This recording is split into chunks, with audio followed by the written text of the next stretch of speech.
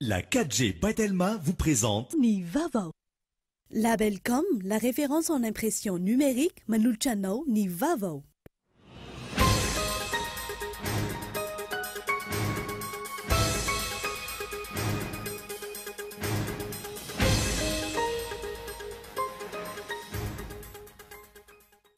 Tsy azo idivirana intsony ny fiatrehana ny fifidianana. Efa vonona na ara-teknika na ara-bolona hoy ireo firenena sy vondrona iraisam-pirenena mpiara-mombona antoka amintsika malagasy.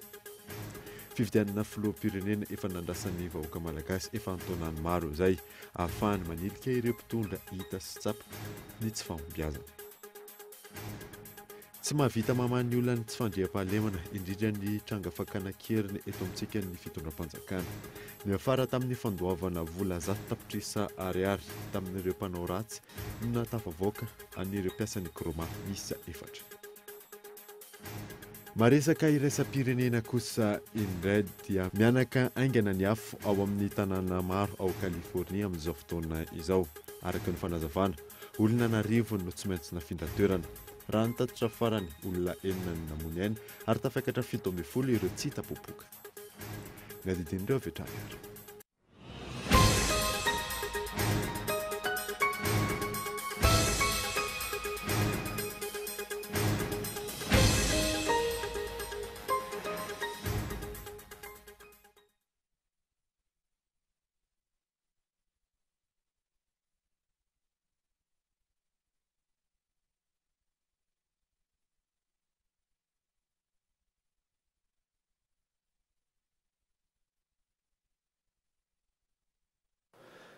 Finaritra tompoko lasy tompoko vavy manasanao indray ary anaraka ny vaovao amin'ity alahady alina ity.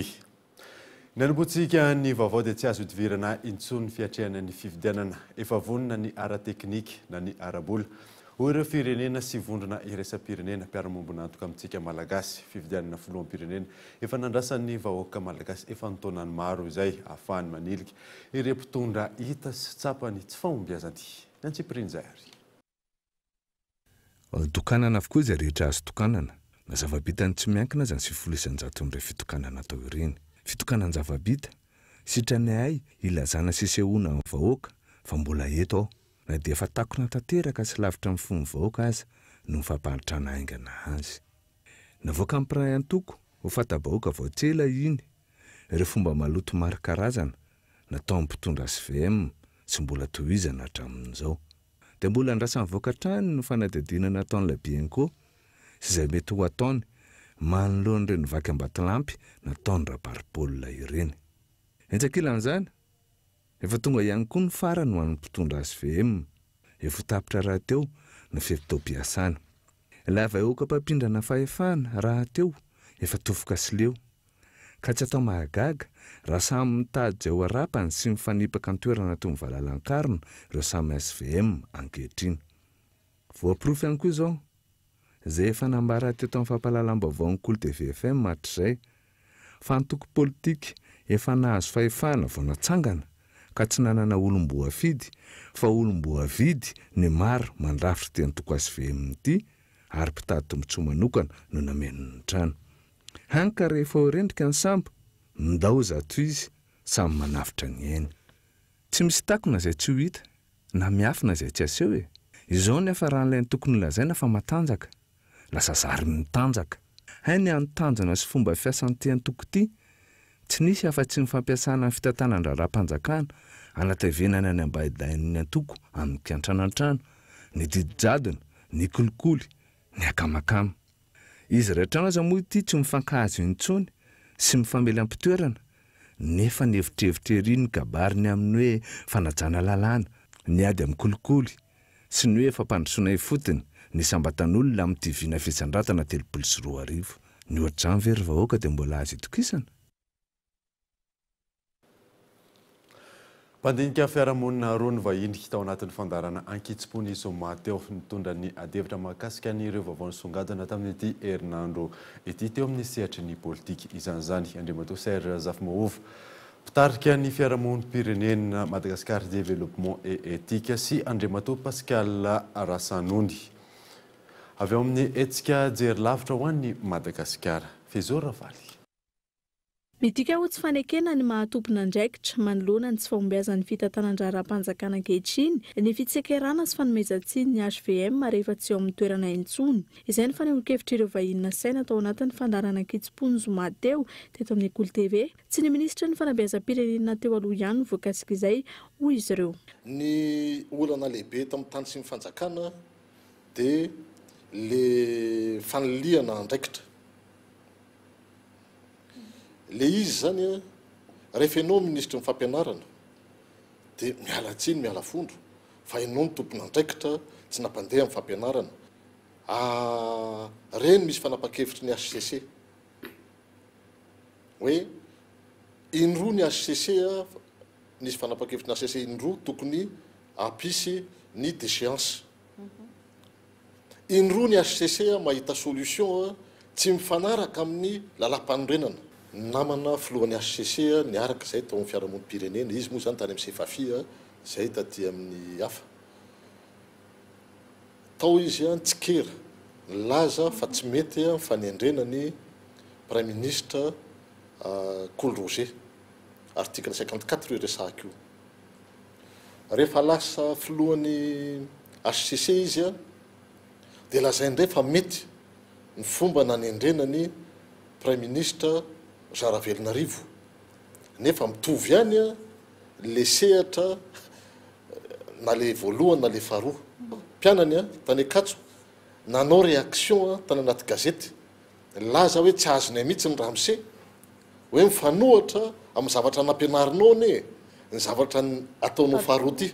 Ratsorina lizy fanombohana fahavakisana satria tsy tena nisy ny fototra nijoroana niaraka, tsy tena nisy ny hoe ny atao hoe idéologie ngamba ny mahalaza azy angaikaingana fa opportunité tahaka ny nambarany Andriamatoa Zafimahova teo dia nipotra taony tsy azo dinoana ho antsika rehetrarehetra ny tantara verina foana aza dinoana fa Andriamatoa ministra teo aloha, ministra ny fanabeazana teo alohany ao anatin'ny herinandro monja avy ao amin'ny clan ny Edgar Razafindrava dia afaka herinandro n'iny lasa ao anatin'ny antoko HVM miaraka amin'ny candidat, mbola candidat izy tamin'izany Andriamatoa Rajaonarimampianina Hery. Ankilany mampiay ihany isin'ny krizy aorian'ny fifidianana filoha-pirenena ho avy eo raha ny sotram-pifidianana sy ny fomba fanao politika eto amin'ny firenena ankehitriny hoy izy ireo. Ny ataontsika hoe nisy roana ny crise post-électorale zany anisan'ny zava-dehibe hoe ahoana naplamina ny tany sy ny fanjakana aoriana ny fifidianana. Ny olana lehibe ny miresaka tsika hoe feno ve ny fepetra ohatra fotsiny hoe ny fahefany ny ratsamangaiky an'izay rafitra anaraka ny fifidianana ohatra hoe CNI.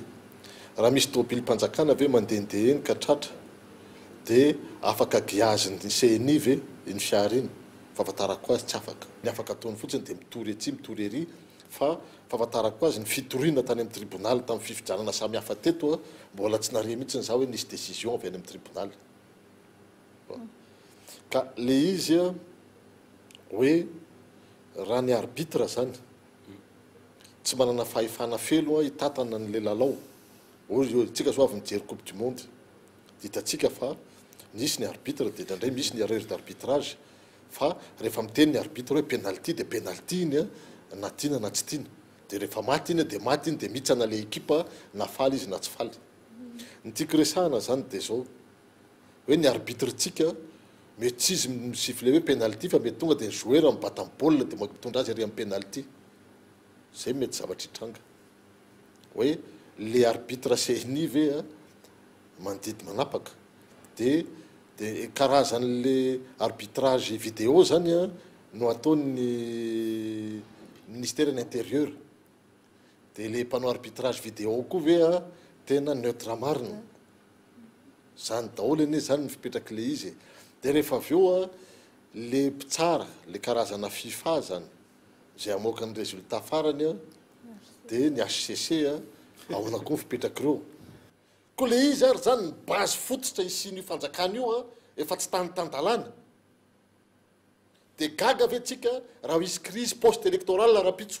ankoatra izay mila fandraisana andraikitra avy amin'ny olom-pirenena tsirairay avy raha nanambaran'izy ireo ny fanovana endrika ny fanaovana politika eto amin'ny firenena izay tsy mitsahatra ny miaratsy endrika raha tsy ahivina ny famerenana ny fandarana ankitsipody isaky ny talata amin'ny roa ratolakandro ny zoma ary ny fampahalalam-baovao amin'ny teny vahiny kosa no anarahana ny fandarana.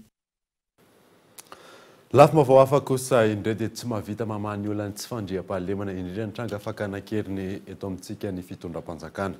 Ny afara tamin'ny fandoavana vola 100 tapitrisa ariary tamin'ireo mpanao ratsy moa ny natafavoaka ireo mpiasan'ny Corolama misa 4. Yves Richard. Araka ny efa nampafantarina teto amin'ny fampahalalam-baovao, ny alakamisy faha 9 ny volana Jolay lasa teo no tafavoaka ireo mpiasan'ny Kraoma Efada nalainy jiolahan-keriny tao Brieville tsara tanàna ny talata lasa teo. Azany roa jiolahany vola 100 tapitrisa ariary no takin'izy ireo tamin'ny orinasa raha ny fanazavana. Taorian'ny famotsorana azy Efada rehefa nandoavana ity vola mitentina 100 tapitrisa ariary natao takalonaina ity no raisin'ny filoham-pirenena Rajaona ary mampianina hery teny amin'ny lapan'ny mpanjakana Iavoloha omaly izy Efada ireo rehefa niaina ny fampijaliana nandritra izay 3 andro zay. Nampafantary ny filoham-pirenena nandritra ny fandraisana azy ireo fa hoenitra ny sazy omena ny mpampiororo sy ny mpanao asa fakanan-keriny samihafa manomboka eto. Raha ny tsikaritra, taorian'ny trangana fakanan-keriny misa 310 voan-tanan-tsoratra nanomboka ny taona 1,770. Mbola tsy nisy trangana fakanan-keriny voavata amin'ny fidinana an-tsehatra, mivantana nataon'ny mpitandro ny filaminana sy ny fitondram-panjakana, ka tsy nandoavana takalonaina. Fanontaniana maro arak'izany no manitikitika ny sain'ny mpanara-baovao amin'izao raharaha izao. Noho ny fikatsahana ny filaminana sy ny fitoniana eto amin'ny firenena tokoa ve no tsy maintsy irosona amin'ny fifampirarana amin'ny mpaka-keriny sy ny mpanao asa ratsy samihafa. Fanontaniana napetraka ny mpanara-baovao ankehitriny ihany koa ny hoe dia olona efa nandoto sy nitora-bato ny fitondram-panjakana ve no omena toerana atao minisitra eto Madagasikara. Ireo nandika lalàna rehetra no omena famitsoran-keloka tamin'ny alalan'ny CFM na ny Conseil du Fampihavanana Malagasy fa ny olona izay maneho ny heviny momba ny fitantanana tsy mahomby sy ny tsy fanarahan-dalàna dia enjehina. Araka ny loharanom-baovao farany voaray, efa tonga ny Brieville tsara tanàna amin'izao fotoana, ireo mpitandro ny filaminana ifanandrina sy andravy ireto pakan-keriny ireto, saingy mbola mampamietra-panontaniana ny mety hisian'ny fifandonana na tsy eo amin'ny rotonta. Manditina izay tsy fandriam-pahalemana izay hatrany dia morongatra ny fanafihan-jola sy ny vakitrano eto an-drenivohitra. Fitaovana maro moa ny ampiasain'ireo jola amin'izany, isan'izany ny ody ratsy ho ireo mpitandro ny filaminana. Betsaka ihany koa mitaraina fa tratrany hoe fonoka fanadina. Tafiditra amin'ny fitaovana ampiasain'ny jola amin'ny fanaovana asa ratsy matetika ny ody gasy. Na izany amin'ny fandrobana fananan'olona, alatra, fakanan-keriny sy ny maro hafa. Isan'ny be mitaraina raha ny fanazavana ny kasika ny vonoka. Ho an'ny mpandalina ny maha-malagasy fampatoriana ny vonoka. Malaza tokoa zany atao hoe fonoka zany. Ny atao hoe fonoka zany dia hery tsy hita maso ankiray. Ampiasain'ny olona, ampatory ny olona amin'ny andro alina ka tsy ahatsiaro tena. Zay zany le fonoka hoe fampatoriana dia tsy mahatsiaro anao raha tsy misy mamono maraina. Ny fonoka nefa zany hoe hery ampiasain'izay tsy azonao tsaraina ny fonoka hoe tsara na ratsy. Fa io dia fahaizana anankiray no men'Andriamanitra ny zanak'olombelona ampiasaina. Ka ny olona mampiasa azy no tsaraina hoe ratsy na tsara fa tsy ny fonoka. Ohatra zany hoe mampiasa azy mpangalatra ohatra ataony matory daholo ny olona tanàna dia angalary ny entana tsisy maheno anao. Le mpangalatra ny ratsy fa tsy le fonoka. Fa amin'ny lafiny iray koa mpangalatra koa azonao ampatoriana. Dia ny olona miaro tena indray amin'izay mampatory mpangalatra. Misy mpangalatra doavy amin'ny tanànany dia matory ambavady dia marainy ny andro fa tsy mahazo indrany. Mbola maro ny malagasy mampiasa azy ankehitriny raha ny fanazavana trany. Raha amin'izao fotoana be lehibe ny olona mitarainy. Vaky ny trano, tsy maheno n'inona lasa ny entana lasa ny tele. Misy zany amin'izao. Fa zao mampalahelo le ratsy no mampiasa azy betsaka. Fa maninona raha mba itsika tsara indray no mampiasa dia izay mitady angalatra matory ambavady dia tratra eo marainy ny andro. Rakitra anaty boky hita amin'ny alalan'ny fikarohana, misy ny ahafana miaro tena tsy ho laitra ny vonoka. Ohatra amin'izany ny fanisina rano amin'ny zinga eo amin'ny varavarankely, ny famadihana kifafa anaty-drano. Maloana ny famandeha samihafa fa betsaka amin'ny malagasy no tsy mino ny fisian'ny vonoka. Tapitra teo ny tapany voalohany vaovao tamin'ity alahady ity. Ao anatin'ny tapany faharoa ny jerentsika ny mahakasika ny fifaninanana hackathon hijery ihany koa tsika ny ireo maresaka iraisam-pirenena fa milohan'izany reto misy dokavarotra.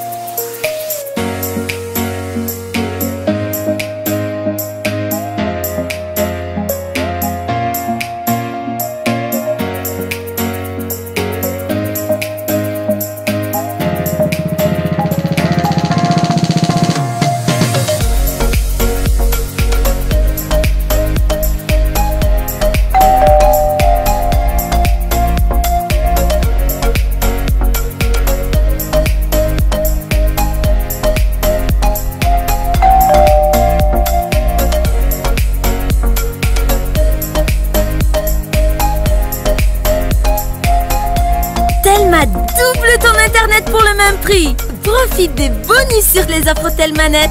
Tape le dièse 322 étoile 8 dièse. Telma, sa fitque numéro 1 malagasy.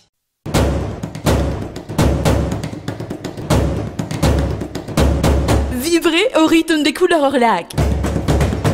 Orlac, c'est une large gamme de peintures pour vous accompagner dans tous vos projets de rénovation, d'aménagement et de décoration intérieure et extérieure. Avec Orlac, réinventez la décoration de vos espaces et objets préférés. Retrouvez Orlac partout à Madagascar. Orlac, osez la qualité.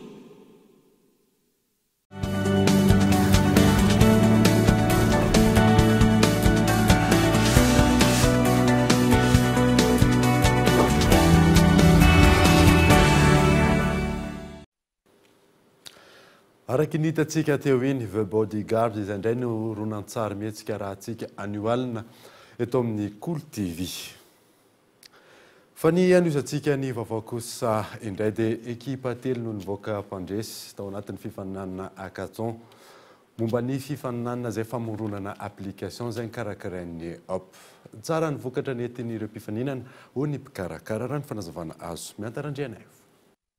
Ny groupe Smart Cats no nivoaka mpandresy tamin'ity fifaninanana hackathon nikarakarain'ny Hop ity. Samy nanana nampiavaka azy, izay rafezina ny vokatra natolotra ireo mpifaninana tamin'ity fifaninanana hackathon ity. Androany no nampiseho sy namelabelarana ny application novokarin'ny ekipa tsirairay. Ho an'ireto tanora ireto ohatra ny fisiany code barre no isan'ny nampiavaka ny application-n'izy ireo. Dia fanitretiny zany mampiavaka anazy zany dia misy ao amin'ny application anazy zany misy système na QR code izay ampiasaina mandritra ny fividianana izany hoe zany ny numéro CIN rehetrarehetra zany dia hosoloana aty avadika ho karazana code barre zany mba entina amatarana hoe ity olona ity efa mifidy na hoe ity olona ity mbola tsy mifidy. Dia amin'izay fotoana zany tsy manao an'ilay sony intsony ao amin'ny mpifidianana. Fanehoana ny fahaiza-manao fampivelarana ity sehatra ity ary fampandraisana anjara eo amin'ny fiainam-pirenena izay amin'ny ankabeny no nampirisika ny mpifaninana andray anjara. Zay zany efa manana le spécialité resaka dev zany dia aloha zany mba ampisehoana amin'olona zany hoe fa mba nananay le trakefa amin'ny tanora tsara mihitsy izy, tena tsara mihitsy le fifaninana ohatra zao raha misy matetika mihitsy satria be dia be mihitsy le candidat any ivelany any fa tsy tafiditra tamin'ilay izy dia tsara misy isaka matetika zany le izy. Fifidianana tsy voatery hoe tamin'ity fifaninanana ity ihany no afaka micréer application ohatran'izao fa ny anay izao ohatra ny anay manokana dia afaka mbola améliorer ny application anay dia na dia tsy tafiditra tao anatin'ny fifaninanana raha dia micréer va zavatra ho an'ny tanindrazana. Maro ny lokany nozaraina tamin'ireo ekipa nivoaka mpandresy. Izay ny tanjona ary ezahana arak'izay azo atao ny ampiasaina anazy amin'ity fifidianana ity. Betsaka ny ara-isalana mpiara-mombona fikara teknika na ireo ankizy izay azo fandraisana izay mamokatra ny application numérique iny dia ho ezahana arak'izay azo atao ny ampiasana azy amin'ity taona ity amin'ity fifidianana ho avy ity. raha ny fanazavana azo ampiasaina amin'ny fifidianana tsara ny vokatra hoy ny mpikarakara. Ny loka omena am-pifaninana na azo ny note tsara indrindra avy amin'ny mpitsara zany dia loka mitetina roa tapitrisa ariary, izany hoe misy ampahany zany loka ary misy ampahany elavolo fa ny totalin'izy ireo dia amin'ny totaly roa tapitrisa ariary ary izy ireo dia avy amin'ny mpiara-monina toka aminay sy avy amin'ny ray mpiany fikambananay dia ny masivo amerikana zany. Ny loka faharoa dia toy izay ihany loka mitetina ray dimy hetsy sy ray tapitrisa ariary izy io dia ohatr'izay ihany misy lelavola ary misy loka mivaingana ary ny loka fahatelo dia mitetina ray tapitrisa ariary araky ny lazavaina teo ihany misy lelavola dia misy loka mivaingana. Afa-po avokoa ny mpikarakara na ny mpandray anjara tamin'ity fifaninana ity tanjona raha tsy ivona ny ampandraisana anjara ny tanora amin'ny fiainam-pirenena. Maresaka iraisam-pirenena kosa indray dia mitatraingana ny afo ao amin'ny tanànany maro ao Californie amin'izao fotoana izao araky ny fanazavana. Dia olona anarivo ny tsy maintsy nafindra raha nitatitra farany kosa indray dia olona enina ny namony eny ary tafiakatra 17 ireo tsy hita popoky fanadina amin'ny sany France 24. Plus destructeur en Californie. Mbola tsy voafehy ary mihamazovana aingana ny afo any amin'ireo tanàna maro any Californie amin'izao fotoana izao. Araka ny fanazavana, efa nanambarany filazana loza amin'ny tataona ny état d'urgence ho an'ireo tanàna maro ao Californie fitondram-panjakana. Olona anarivo no tsy maintsy nafindra toerana ankehitriny, olona enina no efa namony ainy ary misy 17 no tsy hita popoka raha nitatitra farany nataony ny tompon'andraikitra ny antoerana. Tany avaratry Californie tao amin'ny tanàna ny Redinina ohatra, mpamonjy voana roa no maty kila ny afony zao malasa teo. Velaran'ny tany manodidina ny 703 hektara no hotohotony afo ary trano maheriny 500 ny rava sy potika tanteraka tamin'izany. Raha ny vaovao farany voarainy zo malasa teo, tafiakatra 4 hektara ny velaran-tany ravan'ny afo. Tany amin'ny faritra hafa kosa indray, olona manodidina ny 803 alina no tsy maintsy nafindra toerana tao amin'ny tanàna ny Shasta. Ity toerana ity izay nambarany governorany Californie Jerry Brown fa fototry ny fianaky ny afo sy ny firetana ankehitriny. Raha ny fantatra, lehilahy manodidina ny 2.30 taona, Brandon McGlover, no ahina ho fototry ny firetana Mississippi any atsimo andrefa ny tanàna ny Riverside. Ity farany izay efa no tanàna amponja avy hatrany. Any amin'ny faritra hafa ao Californie hatrany, mpamonjy voana maheriny 300,000 no mifarimbona amin'ny famonoana ny afo no mena ny anarana hoe Cranston, izay efa nanimba trano 5 ary nitarika ny fikatona ny lalana ho an'olona 7,000 araka ny fanjavan'ny ny sampandrara nasionaly misahana ny ala ny antoerany. Amin'ny ankapobeny, velaran'ny tany manodidina ny 3,9 hektara ankehitriny no ravan'ny firetana, misa 420 any Californie, ary mpamonjy voana misa 1 alina no mifarimbona amin'ny famonoana izany. La saison s'annonce bien longue pour les forces qui doivent lutter contre les flammes. Dia izay mamarina vaovao tamin'ity alina ity. Ankasitrany ianao nanaraka izany misaotra ny koa ny safidin'ny Kolo TV amin'ny fampalalana ny vaovao tamin'ity androany ity. Mandrosoasina daholo tompoko.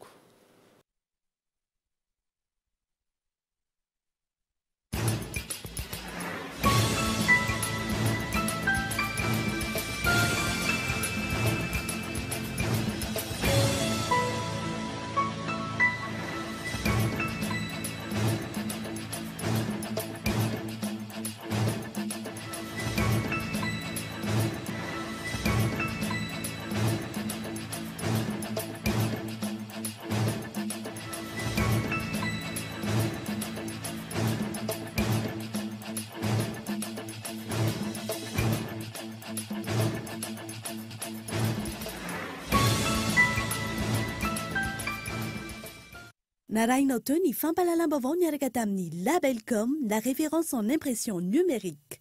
La 4G by Telma vous a présenté Ni Vavao.